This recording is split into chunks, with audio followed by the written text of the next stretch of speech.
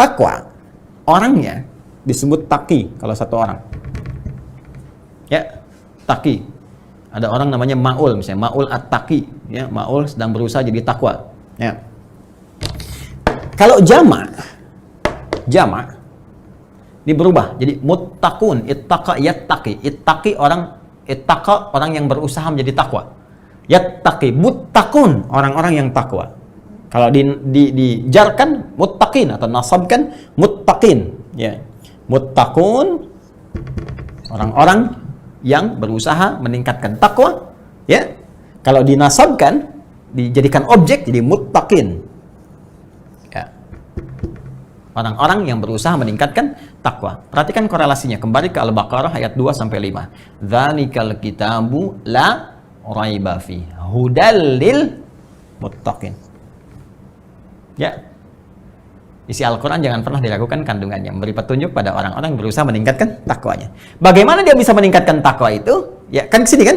Semakin kau tingkatkan takwa, takwa akan menutup sifat burukmu, kan? Fujurnya hilang, kan? Yang muncul nilai-nilai kebaikannya, maka cenderung bahagia, cenderung sukses.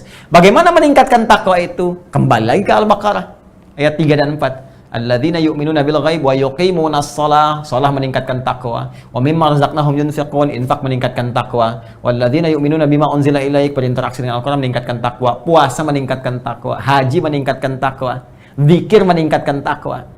Karena itu ketika orang salat, ya, diminta oleh Allah menunaikan salat, sebetulnya kewajiban yang melekat pada salat bukan sekedar ingin menuntut kita hanya mengerjakan sebagai ritual, bukan.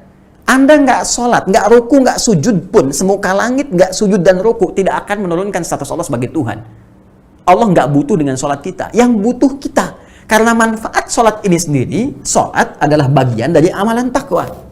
Ya, masih ingat korelasinya? Ketika takwa dikerjakan, ya, naik takwanya, maka potensi ini akan mulai menutup sifat-sifat fujurnya. Fujur ini kan kumpulan nilai-nilai yang tadi, yang negatif tadi. Ya, yang cenderung membawa pada nilai-nilai keburukan. Nah, kalau takwanya naik, ininya ketutup. Di antara amalan takwa itu sholat. Semakin orang sholatnya benar, semakin meningkat, maka sifat-sifat buruk ini mulai terkoreksi, tertutup. Tutup. Ini sebabnya di Quran surah ke-29, ayat ke-45, ada redaksi, innas sholata tanha anil fahsya wal munkar.